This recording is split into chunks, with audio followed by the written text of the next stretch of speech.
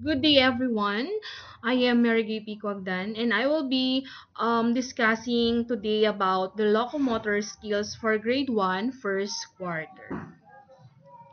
So I have here learning objectives. The first one is to identify the different locomotor skills such as walking, running, jumping, hopping, leaping, galloping, sliding, and skipping.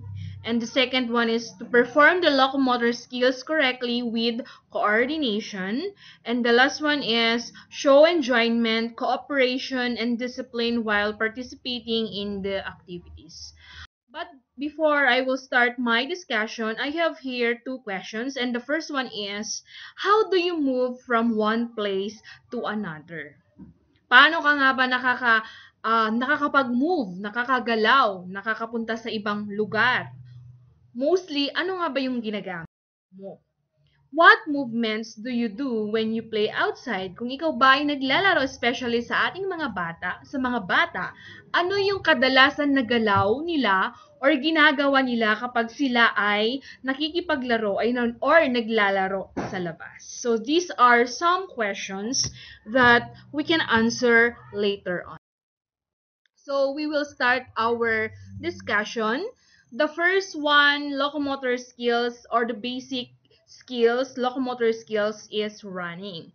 So as you can see in the picture, running, it is the faster walk.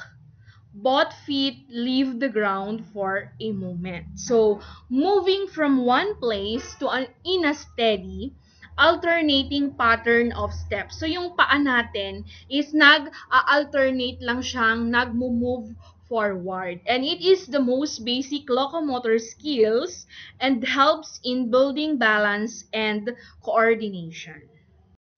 The second one is jumping. As you can see in the picture, ito yung kadalasan din na ginagawa ng mga bata na kung saan they are very much enjoying. Why? It push off with both feet, land on both feet. A jump can be divided into three parts: take off, flight, and landing. So running or jumping, I should say, it is pushing off with both feet. Pushing off with both feet and landing on both feet. So it enhances power, coordination as well, and muscle strength. And the third one is hopping. Kagaya ng nakikita nyo din sa isang picture na nandito sa aking monitor ngayon, jump using one foot only.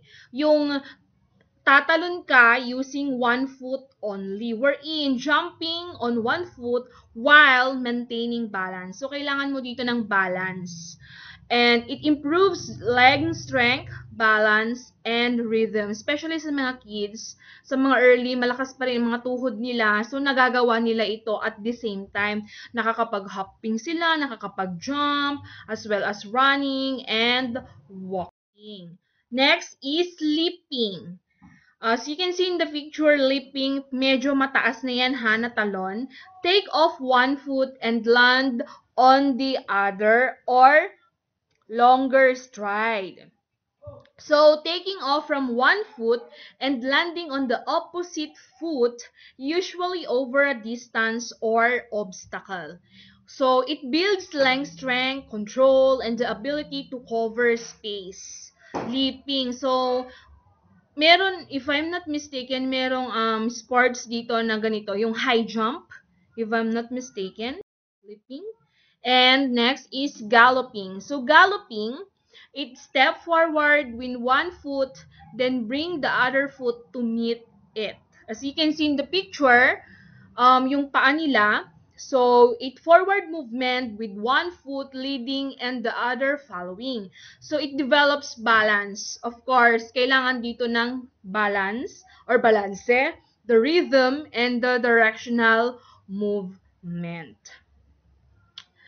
And the next one is sliding. So as you can see in the picture, the kids or other kids are enjoying when they are playing, and kapag nakakita sila sa isang park na merong slides, of course, they want to experience it because nga napaka overwhelming yung kakaiba kasi yung feeling pag nag-i-slide ka. So move sideways, step together, step together. Parang yan lang guys. So sa parang slope lang siya ng ganun. So sliding and the step together, step movement performed sideways, then it improves coordination, agility, and body control. So, this is the end of my discussion. Thank you for watching.